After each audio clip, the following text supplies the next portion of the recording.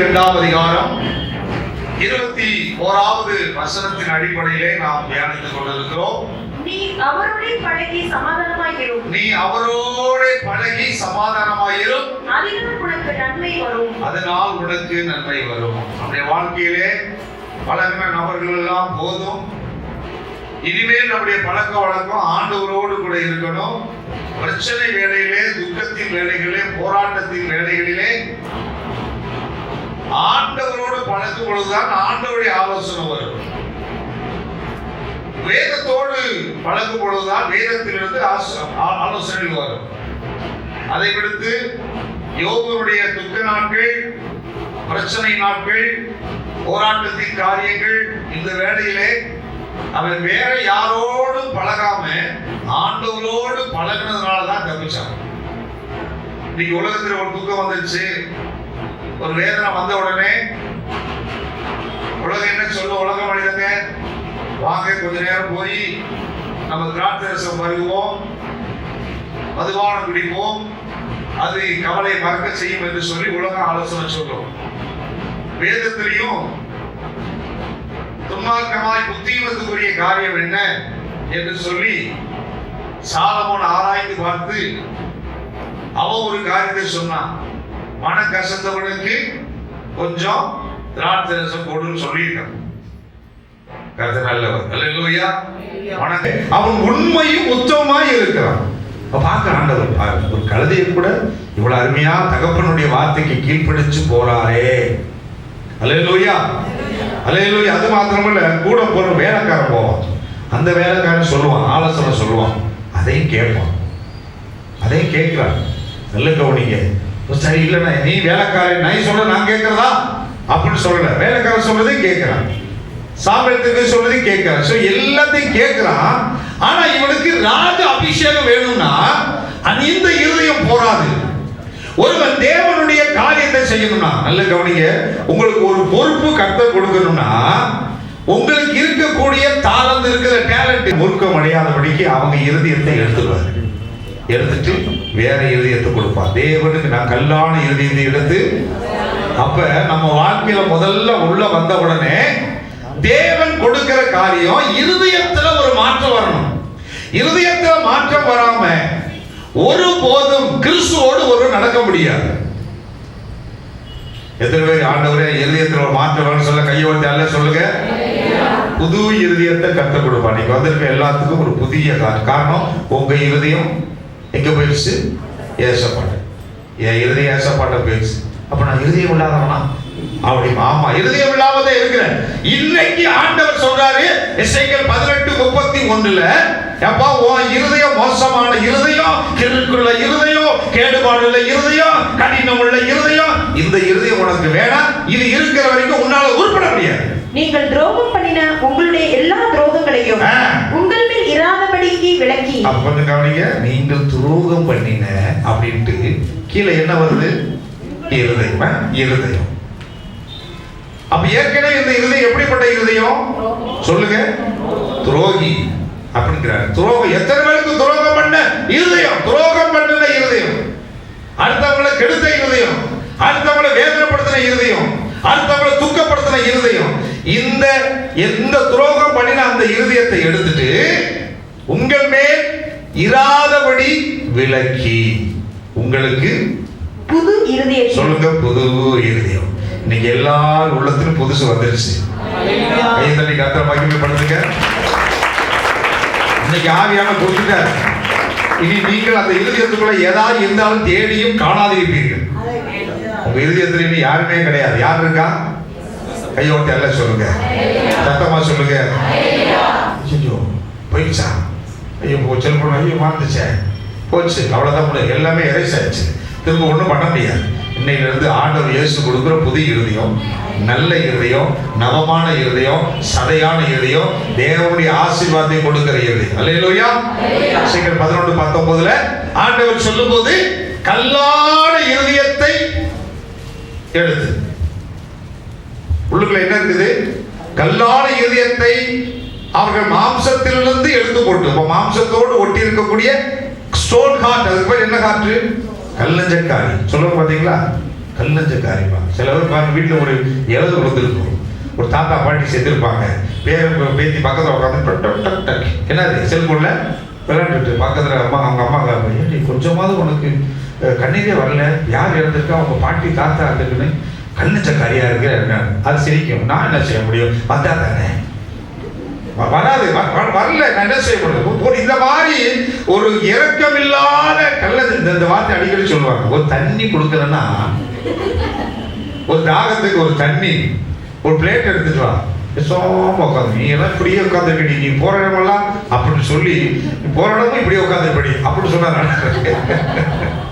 அதனாலதான் பெற்றோருக்கு சொல்றேன், ஒருபோது பிள்ளைகளை எந்த நிலையிலும் வாயில் என்ன செஞ்சிடாதீங்க, சபிச்சிடாதீங்க.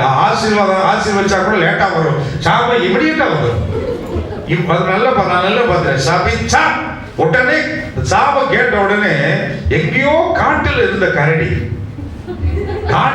கரடிக்கு அது எப்படி செல்போன் கேட்டுச்சா இல்ல வாட்ஸ்அப் பண்ணா என்னன்னு தெரியல, இங்க பேசினா அங்க இருந்து கரடி வந்து டோப்புன்னு அடிச்சு போட்டுருச்சு, எல்லாத்தையும் கொண்டு ஓட்டு போச்சு, சாபம் உடனே வந்து. அல்லேலூயா. ஆகையினால வாயை திறந்து சபிக்கிறாங்க ஒருபோது. நல்ல அதாவது சாவையை சபிக்கிற இருதயம் வருதுன்னா உள்ளுக்குள்ள என்ன காற்றுக்கு அதை எடுக்கணும். சதையான இருதயத்தை தேவன் என்னைக்கு கொடுக்கிறார். அல்லேலூயா. சோ இருதயத்தில் மாற்றம். மத்தேயு சுவிசேஷம் 27ஆம் அதிகாரம் 57வது வசனத்திலிருந்து நாம் தியானிக்க போகிறோம். 5வதாக தேவன் கொடுக்கிற ஒரு காரியம் கிரியைகளில் மாற்றம். தலைப்பு என்ன தலைப்பு? கிரியைகளில் மாற்றம். சாயங்காலமான போது இயேசுவுக்கு சீசனும் ஐஸ்வர்யவானுமாய் இருந்த யோசேப்பு என்னும் பெயர் கொண்ட அரிமத்தியா ஊரானாகிய ஒரு மனுஷன் வந்து ஒருவன் வருகிறான். நல்ல கவனிங்க, இங்கே யோசேப்பு என்ற ஒரு மனிதனை பற்றி சொல்லப்பட்டிருக்கிறது. எப்பொழுதுமே நமக்கு தெரிஞ்சவங்க 12 சீசர்கள் தான் தெரியும். கிறிஸ்துவோடு கூட இந்த 12 சீசர்கள் அழுத்தமா நமக்கு தெரியும். ஆனா இங்க ஒரு ஆள் பேரை சொல்ற, பேர் என்ன? யோசேப்பு. இவன் யார் என்று சொன்னால் அரிமத்தியா ஊரான். அரிமத்தியாங்கிற ஊரை சேர்ந்தவன், யூதருக்கு பயந்தவன். இவன் பெரிய கோடீஸ்வரன், பல மலைகளுக்கு சொந்தக்காரன், கோடீஸ்வரன், இருக்கிறதே ரொம்ப ஐஸ்வர்யமான இருந்தவன். அது மாத்திரமல்ல, இவன் யாருக்கு இவன் என்னவா இருக்கிறான்? இயேசுவுக்கு சீசனாய் இருக்கிறான். யோவான் 19ஆம் அதிகாரம் 38வது வசனத்திலே இங்கே சீசன் என்று சொல்லப்பட்டிருக்கிறது. அங்கே என்ன சொல்லப்பட்டிருக்கிறது? இவங்களுக்கு பின்பு அரிமத்தியா ஊரானும் யூதருக்கு பயந்தவன் இயேசுவுக்கு அந்தரங்க சீசனமாகிய இயேசுவாட்ட வந்திருக்கிறான். அவர்கிட்ட வசனத்தை கேட்டவனே அவனுக்கு ரொம்ப ஆசை வந்துருச்சு. இயேசுவை ஏற்றுக்கொண்டான். விசுவாசியால ஆண்டவரே நான் உனக்கு சீசனாவே இருக்கிறேன் ஏற்றுக்கொண்டு திரும்பி பார்த்தா அவங்க சொந்தக்காரங்க எல்லாம் பார்க்கிறான். சொந்தக்காரங்களாம் பார்த்த உடனே பயம் வந்துருச்சு. ஐயோ, இயேசுவை நான் சொந்த ரட்சகரா ஏற்றுக்கொண்டா ஒரு பயம் உள்ள எனக்கு கல்யாண பத்திரிக்கை வைக்க மாட்டானே, ஒருபோது என்னை கிரக புருஷத்துக்கு கூப்பிட மாட்டாங்களே, எந்த ஒரு நல்லதுக்கும் கூப்பிட மாட்டான், எந்த ஒரு கெட்டதுக்கும் கூப்பிட மாட்டானே. ஆகையினாலே அவர்களுக்கு பயந்ததினால் இயேசு விட்ட என்ன போட்டிருக்குது சொல்லுங்க? சில வேளையில அந்தரங்க சீசி, அந்தரங்க சீசர்கள் இருப்பார்கள். அந்தரங்கமா யாருக்கு விட்டுருக்கேன், நான் நல்லா தெரியும் வந்திருப்பேன். யோசிப்பட்டு ஆண்டவரே என்னை கொஞ்சம் விட்டுருங்க, நான் உங்களுக்கு சீசன் தான், நீங்க எப்ப கூப்பிட்டாலும் ராத்திரி என்னை கூப்பிடுங்க, யாருக்கு தெரியாம வந்து பாக்குறேன் அப்படின்னு சொல்லி அந்தரங்க சீசனாகவே இருக்கிறான். ஆண்டவரோட வசனம் கேட்கிறான், வார்த்தை கேட்கிறான், அவர் செய்த அற்புதங்கள் எல்லாவற்றையும் பார்க்கிறான். ஆனால் இவனுக்குள்ள இவனுக்கு பேர் என்ன பேரு? Secret disciple. சீக்ரெட்டா இருக்கான், சீக்ரெட்டாவே இருந்துட்டு இருக்கிறான். இவன் மாத்திரமல்ல, இன்னொருத்தர் இருக்கிறான். யோவான் 19ஆம் அதிகாரம் அதே 39ஆம் வசனம், அடுத்த வசனம் வாசிக்கலாம். ஆரம்பத்திலே ஒரு ராத்திரியில் இயேசுட்ட வந்த ஒரு நாள் நைட் பிரேயர் நடத்திருக்கிறார். அறியாத இருக்கு. ஆண்டவர் இயேசு கிறிஸ்து ஒரு நாள் நைட்ல ஜெபம் நடத்திக்கிட்டு இருக்கும்போது, நைட்ல தெரியாம யாருக்குமே தெரியாம உள்ளவன். அவர் பேர் என்ன? நிக்கோதேமு. ஆரம்பத்தில் ஒரு ராத்திரியில் உள்ள வந்து உட்கார்றான். அந்தரங்கமாய் வந்து இயேசுவை இவன் பார்க்கிறான். யாருக்குமே தெரியாம இவன் பார்க்கிறான். இவன் ஒரு பரிசேயன், இவன் ஒரு ஆசாரியன். யோவான் 3ஆம் அதிகாரம் 1:10 சொல்லப்பட்டிருக்கும், யாருக்குமே தெரியாம வரக்கூடிய அவன், இவன் ஒரு பரிசேயன், உபதேசிக்கிறவன், நல்ல ஒரு அதிகாரியா இருக்கிறான். இந்த ரெண்டு பேரும் சைலண்டா வந்து யாருக்குமே தெரியாம வந்து பார்க்கிறான். யோசேப்பு அடிக்கடி வந்து பார்த்திருக்கிறான், நிக்கதும் அடிக்கடி வந்தானே என்று சொல்லப்பட்டல. ஆனா ஒரு ராத்திரியில வந்து இருக்கிறான். அப்ப வந்து இயேசுவோடு கூட பழகி இருக்கிறான். இயேசுவை அறிந்தவன், இயேசுவோடு பழகினவன். ஆனா இவர்களை பற்றி அடுத்து எங்கேயுமே சொல்லப்படல. நேரம் வந்தது பாருங்க. இப்ப கிறிஸ்துவோடு கூட உலகத்துல தெரிஞ்ச அத்தனை சீசனும் ஓடிட்டான். ஒருத்தன் தூக்கு போட்டு செத்து போயிட்டான், ஒருத்தன் துணியை காணும் ஓடியே போயிட்டான். அடுத்தவன் பேரே சொல்லப்படல. ரெண்டு பேர் இருக்கா. யோவான் ஒருத்தன், யோவான் என்ன செய்யறான், அங்க போய் அரண்மனையில போய் உட்கார்ந்து பார்க்க வர்றான். பின்னாடியே பேதர் என்ன செய்யறான், தெரியாம அப்படியே மெதுவா வந்து அப்படியே பார்க்க வந்துட்டு இருக்கான். இப்ப யாருமே இல்ல. 70 சீசன் இருந்தால் அவனும் ஓடிட்டான். பெற்றோர்கள் தூரமா நிக்கிறாங்க. இவனிடத்திலே ஆண்டவரிடத்திலே அற்புதம் பெற்ற அத்தனை பேரும் தூரமாய் நின்று நிற்கிறான். சிலுவை காட்சிக்கு தூரமா நின்று பார்த்து கொண்டிருக்கிறாங்க. அவர்கள் தூரமாய் நின்ற ஸ்திரீகள் யாரும் நினைக்கிறாங்க. எது வரைக்கும் பக்கத்திலேயே கூட வந்தாங்க ஸ்திரீகள். ஆண்டவரே லூக்கா 8ல சொல்லப்பட்டபடி சீசர்கள் இருக்கிறாங்க, அந்த சீசர்கள் இருக்கிறாங்க, வெளிப்படையான சீசர்கள் இருக்கிறாங்க, ஆசிரியர கணவன்கள் இருக்கிறாங்க, பிசாசை கோரப்படுத்தி விடுதலை பெற்ற மாட்டாள் இருக்கா. எல்லாரும் எப்பொழுதுமே ஆண்டவர் நின்றவனே டொக்குன்னு வந்து நின்றுவாங்க. இப்போ ஒருத்தர் கூட காணோம், யாருமே இல்லை. யாருமே இல்லை. ஆண்டவர் சிலுவையில தூக்கி கொண்டு இருக்கிறார். கடைசி நேரம் இந்த அந்தரங்கமாக இருக்கிற பாருங்க அந்த சீசன். இப்ப வேதம் சொல்லிட்டு கர்த்தர் அவனை வெளியரங்கமாய் மாற்றினார். வெளிநாட்டான் என்ன சிலுவையில் தொங்கிக் கொண்டு இருக்கிறது. தேவன் அவன் உள்ளத்திலே கிரியை செய்ய ஆரம்பிக்கிறார். பிதாவாகிய தேவன் ரெண்டு பேர் உள்ளத்திலே கிரியை செய்ய ஆரம்பிக்கிறார். ரெண்டு பேரும் தைரியமா வந்தான். எந்த வரைக்கும் யாரு, அந்த சீசன். இன்னைக்கு அவன் வெளியரங்கமா வர்றான். வந்து பார்க்கிறான். ராஜா கிட்ட போய் நின்று பேசுறான். அந்த சரீரத்தை அடக்கம் பண்ணணும். ஆச்சரியப்படுற ராஜாவே, வந்திருக்கிறது யாரு? நிக்கோதேமு வர்றான், இந்த அருமையான யோசேப்பு வர்றான். பெத்த யோசேப்பு மரித்து போனான். தகப்பன் என்ற பெயர் வைத்திருந்த யோசேப்பு மரித்து போனான். தாய் தூரமாய் நின்று இன்னொரு மகனை வாங்கி கொண்டு அவளும் போயிட்டா. இன்னொரு மகன் யாரு? யோவானை வாங்கிட்டு ரைட், இந்த மகனுக்குள்ள அந்த மகனை பெற்றுக்கொண்டு அவளும் இருக்கிறான். அந்த சீசனை தேவன் வெளிப்படுத்தி உள்ள வந்து வர்றான். வந்து நின்று கேட்கிறான், இந்த சரீரத்தை எனக்கு கொடு, நான் அடக்கம் பண்றேன் என்று சொல்லி அவன் என்ன செய்யறான், அந்த ஃபார்மாலிட்டிஸ் என்னென்ன இருக்கும். ஒரு சரீரத்தை, ஒரு மரித்த சரீரத்தை அரசாங்கத்திலிருந்து பெற்றுக்கொள்ள வேண்டும் என்றால் என்னென்ன ஃபார்மாலிட்டிஸ் இருக்கோ அத்தனை ஃபார்மாலிட்டிஸையும் இவன் ரெண்டு பேரும் இருந்தே செஞ்சான். யாரும் தெய்வம் ஏற்கல. இந்த ரெண்டு பேருடைய காரியங்கள் கிரியைகளிலே வெளிப்படுத்தப்படுகிறது.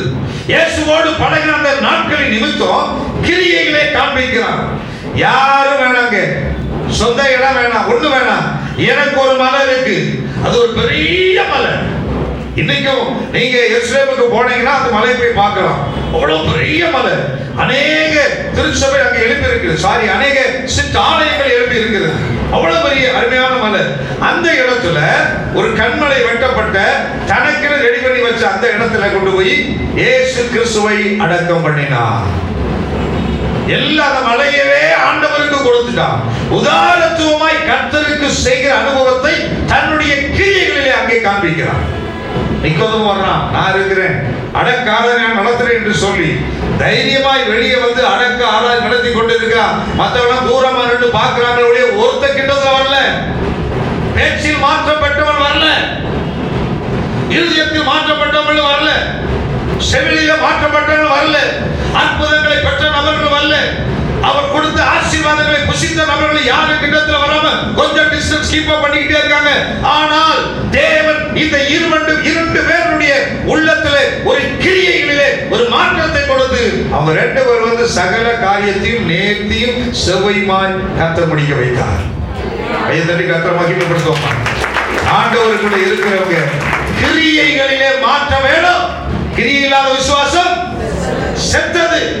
வேதம் சொல்லுகிறது 1 தீமோத்தேயுக்கு எழுதின நிருபம் 5ஆம் அதிகாரம் 25வது வசனம். 1 தீமோத்தேயு 5:25. அப்படியே சிலருடைய நற்கிரியைகளும் சிலருடைய நற்கிரியைகள் வெளியரங்கமாய் வெளியரங்கமாயிருக்கும், அப்படி இல்லாதவைகளும் மறைந்திருக்க மாட்டார். அப்ப வெளியரங்கமா இல்லாத இந்த இவனுடைய கிரியைய இப்ப மறைந்திருக்க முடியாதபடிக்கு அவன் செய்த கிரியை, மறைந்து செய்த கிரியை அவனை வெளிப்படுத்தி விட்டது. இன்ன வரைக்கும் அவர் பேர் தான் பேருக்கிட்டு இருக்கு. இந்த இடம் யாருக்கு சொந்தம் என்று சொன்னால் யோசேப்பினுடைய அவருக்கு சொந்தம். அந்த இடத்தை, அந்த மலையை ஆண்டவர் இயேசு கிறிஸ்துவுக்கு கொடுத்தார் என்று சொல்லி அந்த இடம் முழுவதையும் அர்ப்பணித்திருக்க, மலையவே கொடுத்திருக்கிறார் என்று சொல்லி தன்னுடைய கிரியைகளிலே மாற்றத்தை கொடுத்து இன்னும் அவருடைய பெயர் நிலைநிற்கும்படியாக பிதாவாகிய தேவன் செய்திருக்கிறார். கையை உயர்த்தி அல்லேலூயா சொல்லுவோம். சத்தமா சொல்லுவோமா? அல்லேலூயா. ஆறாவதாக யோவான் எழுதின சுவிசேஷம் 4ஆம் அதிகாரம் 8வது வசனத்திலிருந்து 29வது வசனம் வரைக்கும் ஒரு காரியம் இருக்கு. அப்பொழுது 6வது சொல்லக்கூடிய காரியம், ஒரு சமாரிய ஸ்திரீ தண்ணீர் கொள்ள வந்தாள். கவனிக்க, சமாரிய ஸ்திரீ வாழ்க்கையில் மாற்றத்தை பெற்றவள். எதில் பெற்றாளா? வாழ்க்கையில் மாற்றம். இயேசு கிறிஸ்து யாக்கோபுடைய கிணறுக்கு அருகே வருகிறார். யாக்கோபுடைய கிணறு, அந்த கிணற்றுக்கு பக்கத்திலே வந்து தண்ணீர் மொள்ள வந்து அருமையான ஒரு சமாரிய ஸ்திரீயை பார்த்து அவர்கிட்ட தண்ணி கேட்கிறது. கிட்டத்தட்ட 205 வார்த்தைகள் தண்ணீரை பற்றி அந்த சகோதரியோடு கூட ஆண்டவர் பேசுகிறார். 205 வார்த்தை பேசிக்கிட்டு இருக்கிறார். கொஞ்ச நேரம் பேசினாவே பழகிட்டாங்க அர்த்தம். எத்தனை வார்த்தை பேசியிருக்கிறாரு? 205 வார்த்தை தண்ணீரை பற்றியே பேசினார். பேசிக்கிட்டே இருக்கும்போது தேவன் அவளுடைய 6 விதமான வாழ்க்கை முறையை வெளிப்படுத்தினார். 6 விதமான வாழ்க்கை முறையை வெளிப்படுத்தி காட்டினார். வெளிப்படுத்தின உடனே, அதாவது ஒரு மனுஷனுக்கு ஒரு வித வாழ்க்கை தான் வரும். ஒரு கணவரோடு கூட வாழும்போது அது ஒரு வாழ்க்கை. ஆனா இவன் வாழ்கிற வாழ்க்கை 6 வித்தியாசமான வாழ்க்கை. இந்த 6 விதமான வாழ்க்கைக்குரிய காரியங்களை, சம்பவங்களை அவர் பேசி பேசி பேசின உடனே இவ உள்ளத்துல ஆண்டவர் இயேசுவை ஏற்றுக்கொண்டு அவன் வாழ்க்கை இனிமேல் இப்படிப்பட்ட வாழ்க்கை வாழக்கூடாது என்று ஒரு முடிவெடுத்தாள். என்ன செய்தாரா? இனிமேல் இப்படிப்பட்ட ஒரு வாழ்க்கை வாழக்கூடாது என்று சொல்லி தன் வாழ்க்கையில முடிவெடுத்து 29ஆம் வசனம் வாசிப்போம். வீட்ல போய் வாசிங்க. நான் சொன்ன பதிலா டைம் இல்ல. நான் செய்த எல்லாவற்றையும் சோ அவர் செய்த 6 விதமான வாழ்க்கை எல்லாவற்றையும் ஒரு மனுஷன் ஒரே ஒரு மனுஷன் எனக்கு சொல்லிட்டாரு. அவரை வந்து பாருங்கள். அவர் கிறிஸ்து தானோ என்று. அவரை கிறிஸ்து என்று அறிக்கையிடுகிறார். கைகளை தட்டி கர்த்தர் மகிமைப்படுத்துகிறார். இயேசுவை கிறிஸ்து என்று அறிக்கையிடுகிறார். உலகம் என்ன சொல்லுது? தீர்க்கதரிசி பேதுருவே, நீ என்ன சொல்லுகிறாய்? நீ தேவனுடைய குமாரனாகிய கிறிஸ்து. அறிக்கையிட்டான் சீசன். ஆனா இங்க ஒரு 205 வார்த்தைகளை இவளுக்குள்ள ஒரு வந்துருச்சு. இவர்தான் கிறிஸ்து என்பதை அறிக்கை செய்கிற ஒரு மகளாக மாறினாள். வாழ்க்கையில ஒரு பெரிய மாற்றத்தை அவள் பெற்றார். நினைச்சு பாருங்க, சொல்லும்போது எப்படி இருக்கும்? ஒவ்வொரு புருஷனையும் பத்தி சொல்லும்போது ஏற்கனவே உனக்கு எத்தனை புருஷன்? ஆமா, உன் புருஷனை போய் கூட்டுவான்னு சொன்னார். கால் யுவர் ஹஸ்பண்ட், உன் வீட்டுக்காரர் கூட்டுவான்னு சொன்ன உடனே அந்த ஒரு வசனம், அருமையான வசனம் சொல்லப்பட்டிருக்கோம். ஆமா, நான் அந்த வசனம் வாசிப்பேன். எப்படி எனக்கு 5 புருஷர் உனக்கு இருக்கிறார்கள்? அதுக்கு முன்னாடி வசனம். அதற்கு அந்த ஸ்திரீ, எனக்கு புருஷன் இல்லை என்றார். நான் எத்தனை புருஷன் கட்டிட்டா? 5 புருஷனை 5 1 2 3 4 5 புருஷர்களை கட்டின ஒரு ஸ்திரீ, 5 புருஷர்களை கட்டின ஒரு ஸ்திரீ, 5 பேர்த்த கல்யாணம் பண்ண ஒரு ஸ்திரீ. அவன் சொல்றான், அவன்கிட்ட கேட்கிறா, ஆண்டவர் யூடியூப் இல்லையா, அதில் ஆண்டவர் ரொம்ப கவனமா இருக்கும், கத்த நல்ல சோதா புருஷனே இல்லைட்டா. எத்தனை வாழ்க்கை வாழ்ந்துட்டு வேஸ்ட். முதலாவது வேஸ்ட், 2வது வேஸ்டோ வேஸ்ட், 3வது சொத்த திருப்தியே இல்லை, 4வது என்னை ஹோட்டலுக்கே கூட்டு போனேன், 5வது என்னை சினிமா தேட்டருக்கே கொண்டு போனேன். இப்படி என்னதாவது ஒன்றை போட்டு வேஸ்ட் அப்படின்ட்டு புருஷனே இப்போ ஒருத்தர் கல்யாணம் பண்ணேன். இதெல்லாம் ஃபாரின் நடக்கும், நம்ம ஊர்ல இல்லை, சரியா? நம்ம ஊர் கிடையாது, ஃபாரின் கண்ட்ரிஸ். அவன் வந்து இஸ்ரேல் பொண்ணு இல்லை, அதாவது ஐ மீன் சமாரியா ஸ்திரீ, விளக்கப்பட்டவன். 5 பேரும் முடிஞ்சு போச்சு. எத்தனை வந்து தோசை ஒன்று கொடுத்துருக்காங்க சரியா, எத்தனை வந்து சோறு பிரியாணி செஞ்சு கொடுத்துருப்பான். ரொம்ப கஷ்டம். 6வது ஒரு ஆள் அது திருப்தியே இல்லை, படுத்த முடியல அந்த சகோதரி உருப்படியா. அது சரிதான். அதுக்கு ஏசு அவரை நோக்கி நீ அது அந்த வார்த்தையை கவனிச்சு பாருங்க. அந்த புருஷன் கிடையாது அப்படிங்கிறார். கரெக்டு தான்ப்பா, எனக்கு புருஷன் இல்லை என்று நீ சொன்னது சரிதான். சொல்றது சரிதான். எனக்கு நல்லா தெரிஞ்சு வச்சு வாழ்க்கை எப்படி தெரியுதான். எப்படி அப்படின்னா 5 புருஷன் உனக்கு இருக்கிறார்கள். ஏற்கனவே 5 வாழ்க்கை வாழ்ந்துட்டேன். இப்பொழுது உனக்கு இருக்கிறவன் உனக்கு புருஷன் வந்துட்டேன். இப்போ ஒருத்தர் இருக்கிறானே அவனையும் உருப்படியா நீ என்ன செய்யல, புருஷனா ஏத்துக்கல. பரவாயில்லப்பா, உள்ளதை உள்ளபடி சொன்னாய் என்று. உள்ளதை உள்ளபடியே உள்ளது உள்ளபடியே சொல்றேன். பாருங்க, கிறிஸ்துவிட்ட வந்தாவே உள்ளத உள்ளபடியே சொல்லியே ஐயோ அல்ல சொல்லுவோம். அந்த வாழ்க்கைக்கு ஒரு முற்றுப்புள்ளி வச்ச என்னையோட நீ உள்ளத உள்ளபடி சொல்லிட்டா. கவனிக்கிறீங்களா? உங்க இருதயத்தில் இருக்கிறத ஆண்டவற்ற உள்ளதை உள்ளபடி சொல்லிட்டீங்க. பாஸ்டர் எனக்கு அப்படி இல்லை, நான் அதை சொல்லல. உள்ளதை உள்ளபடி உன் இருதயத்தில் இருக்கிற காரியத்தை எனக்கு இப்படி இருக்குது சொல்லிட்டா ஆண்டவர் அன்னைக்கு ஒரு முற்றுப்புள்ளி கொடுத்து உன் வாழ்க்கையில ஒரு பெரிய மாற்றத்தை கொடுப்பான். வாழ்க்கையில மாற்றம் வேணும். மாற்றம் இல்லாம ஒரு வாழ்க்கை வாழக்கூடாது. சென்னையில எல்லாம் அப்படிதான். பஸ் ஸ்டாப்புக்கு ஒரு நம்பரு, அடுத்த பஸ் ஸ்டாப் போனா இன்னொரு நம்பரு, இப்படி 2 பைபிளையும் வச்சிருப்பாங்க. ஏன்னா 4 செலக்ட் சொல்லுவாங்களே, செலக்ட் 5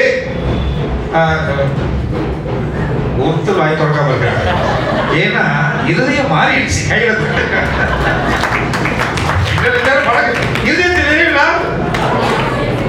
இவங்களுக்கு தெரியல, படக்கில் வந்துடும். வரல அப்படியே தெரிஞ்சு வச்சு இங்க வரைக்கும் வந்த மாதிரி இருந்துச்சு. இல்ல அப்படிதான் பண்ணிட்டு இருப்பாங்க. அதனால இது ஒண்ணாது, அது ஒண்ணா, இது ஏதோ ஒண்ணு. உள்ளதை உள்ளபடி சொன்னார். ஒரு மாற்றத்தை கற்றுக் கொடுக்கிறார்.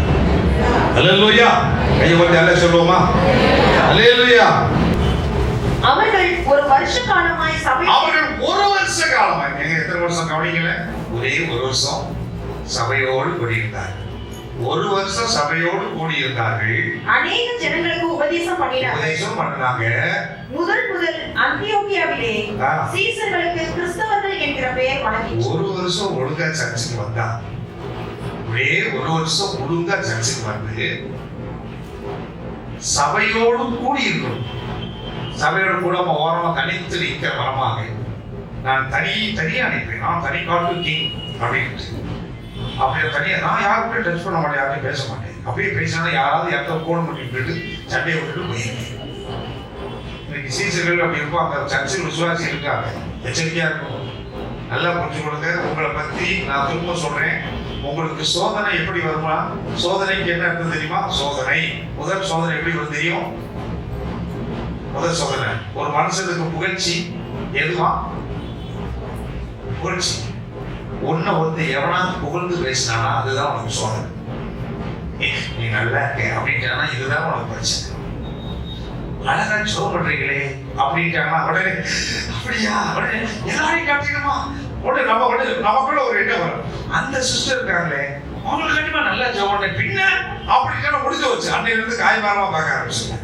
இதுதான் அவனவனுக்கு புகழ்ச்சி, தற்புகழ்ச்சி தான் சோதனை. சில பேர் ஏத்தி வருதுக்குனே இருப்பான் சபையில. கவனிங்க, ரொம்ப முக்கியம். யாராவது ஒருத்தர் உங்களை ஏத்தி வருதுக்குனே இருப்பாங்க. எங்கேயோ பார்க்க உங்களுக்கு நீங்க ஜெபம் பண்றது மத்தவங்களுக்கு தெரியாது.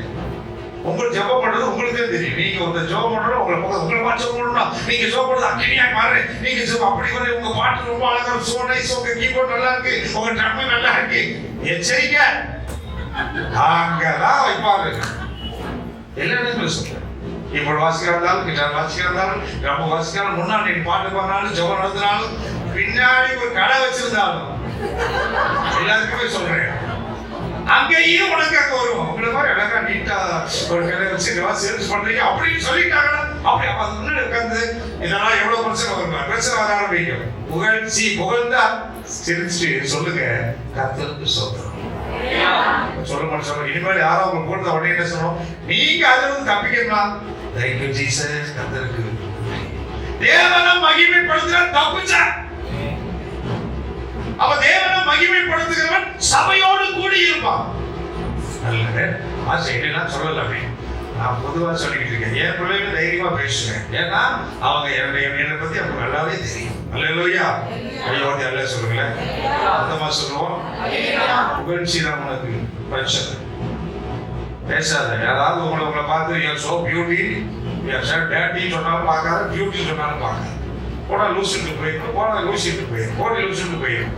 ஏன்னா என்னை எப்படி எனக்கு தெரியும், எங்க வீட்டில் என்னை எப்படி பேசுறாங்கன்னு எனக்கு தெரியும். என்னை போய் நீ மாட்டி நீ ஏதோ என்றது எதிர்பார்க்கிற பிரச்சனை உருவாக்கி சபையை விட்டு கலைக்கிறன்னு அர்த்தம்.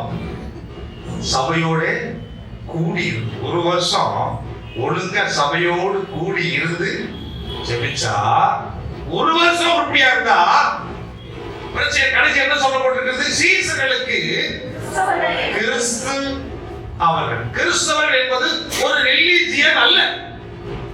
கிறிஸ்தவ சமுதாயம் என்பது அது ஒரு ரிலீஜியன் கிடையாதுங்க. கிறிஸ்து பிளஸ் அவர்கள் அப்படின்னு என்ன அர்த்தம்னா, ஒரு வருஷம் சர்ச்சோடு கூட இருந்தா இப்ப உங்க பேரு போய் கிறிஸ்துவை போல நீ மாறி இருக்கிறாய் என்று அர்த்தம். ஆண்டவரோடு கூட ஒருத்தர் பழக பழக கிறிஸ்துவை போல உன் வாழ்க்கை மாறிடும், கிறிஸ்துவை போல உன் சிந்தை மாறும், கிறிஸ்துவை போல உன் நடக்கை மாறும், கிறிஸ்துவை போல இறக்கமுள்ளவரை மாறுவீங்க. எல்லாமே கிறிஸ்துவை போல மாறி இருப்போம். எத்தனை வருஷம் ஆச்சு சர்ச்சுக்கு நான் மாறி இருக்கிறோமா? ஒரு கேள்வி. என்ன மாறும்? காரணம் சபையோடு கோட்டர் கூடி இருந்தேன், ஆஃப் கூடி இருந்தேன், ஃபுல் கூடி இருந்தேன். பாஷை பேசுறாங்க அப்படின்னா கால் பகுதி அரை பகுதி. அப்ப எப்பொழுது கூடி இருந்தா தான் வரும். எல்லாம் சொல்லுங்க, மொத்தமா சொல்லுவோம். அல்லேலூயா. அப்ப ஒரு வருஷம் சபையோடு நாம கூடி இருந்தாவே இருக்கிற எல்லாரும் கிறிஸ்துவை போல இரக்கம் உள்ளவங்க வரும். ஆண்டவர் மன உருக்கம் உள்ளவங்க. எல்லாம் நினைச்சு பாருங்க. ஒரு ஆள் எந்திரிக்கிறோம், திடீர்னு போற காலத்துல கீழே விழுந்துறாங்க, காயப்பட்ட உடனே அவங்க அழுகுறாங்க. உடனே நம்மளும் உடனே யாராவது ஒருத்தவங்களும் அழுதுக்கலாமா? ஆண்டவர் அழுவாரு, கண்ணீர் விடும். எல்லாம் வந்து அழுகும் போது ஆண்டவர் இயேசு எல்லாத்தையும் பார்த்து மரியாதை வந்து அழுத பார்த்து அவரும் அழுவார். எல்லாரும் நம்ம நினைச்சேன் அப்படி சொல்லிட்டு உடனே என்ன சொல்லுவீங்களா? அறிவு இருக்கா? முட்டாளி புத்தி இல்லையா? அது பார்த்து நடக்க தெரியாம தானே அப்படி கிடையாது. புத்திகள் அந்த எதுக்கு இவ்வளவு நான் விழுந்து ஆடி பண்ணுறது எதுக்கே பேசுறேன் இப்படிதான் இருக்கும். அப்ப நம்ம கிறிஸ்துவை போல இல்லை. ஒரு ஆடு உள்ள கீழே விழுந்துக்கிறா. சில வண்டி போக வண்டி சாயம் வைங்க, சொந்தம் விலைக்கு போகுது. ஏன் ரெண்டு பேரும் சேர்ந்து தூக்கி சர்ச்சில் இருக்கிற பிள்ளைகளை சர்ச்சில் இருக்கிற வண்டியை அந்த வண்டி கீழே விழுந்தா கவனிக்கும். அவங்களுக்கு தான் அதை ரோட்டு ஓடி போய் தாக்குறது நிறுத்துறா. அதெல்லாம் இதெல்லாம் நிறுத்து, அது தூக்கத்துக்கு ஆள் இருக்குது. இந்த மாதிரி காரியங்களை நிறுத்தணும். ஆண்டவர் சொல்ற நல்ல கவனிச்சுக்கணும். ஐயோ ஓட்டு நல்லா சொல்றோமா? ஒரு ஆடு உள்ள கிளி விழுந்தா ஓடி போய் என்ன செய்யலாமே? தூக்க மாட்டானா? குழியில இருந்தா தூக்கி விட மாட்டானா? அப்படிதான் சிஸ்டர், அப்படிதான் பாஸ்டர். அந்த பிரதர் வந்து கிளியே விழுந்து நான் தான் தூக்கி விட்டேன். அவன் தூக்கி விட கையை கொடுத்தா பிடிச்சி உடனே உள்ள எடுத்து போட்டானா? அதுக்கப்புறம் ரெண்டு பேர்த்தையும் தேடி அலைய ரெண்டு ஆட்டையும் காணவே. இது தேவையா? சிலதையும் தூக்கி விட்டுட்டே வா, ரெண்டு பேரும் போயிட்டு ஓடி போச்சுன்னா ரெண்டு ஆட்டையும் குழியிலேயே காணாது. எங்க தேடுறது? பொம்பளை பிள்ளை இருந்தா நீ தூக்கி, ஆம்பளை போய் தூக்கி விட்டா அவன் தூக்கி. அவன் பெற்றோரா இருக்க நானும் தூக்கி, நீ தூக்கணும். ஒரு போய் உள்ள வர வேண்டாம். சகலமும் வசனத்தை சொல்றேன். இப்படி தூக்கி விட்டு அவன் ஏகப்பட்ட பிரச்சனை ஆகி போச்சு. ஒரு சொல் தூக்க வேணாம். அவன் அந்த காரியங்கள் தூக்கி விட்டா போதும். கையை வந்து எல்லாம் சொல்றோமா? அல்லேலூயா. அப்படி தூக்கி ஒரு ஆளெல்லாம் இருந்துச்சுன்னா இப்பயே செல்போட எல்லாத்தையும் காய் பூரா வேணாம். நீ அந்த குழியே உனக்கு வேண்டாம். அந்த குழியை விழுந்து கிடக்க வேண்டவே வேண்டாம். கையை வந்து எல்லாம் சொல்லுவோம். அல்லேலூயா. 7 விதமான ஒரு மாற்றம். ஆண்டவரோடு கூட பழகினா 7 வித மாற்றம். இது பரிசுத்த ஆவியானவர் கற்றுக் கொடுத்தது. ஆண்டவர் நம்மிடத்துல எதிர்பார்க்கிற வேத நம்மிடத்துல எதிர்பார்க்கிற ஒரு காரியத்தை ஆரம்பிச்சுக்கிறேன். அடுத்த வாரம் நம்ம தியானிப்போம். என்ன மாற்றம் என்று சொல்லலாம்.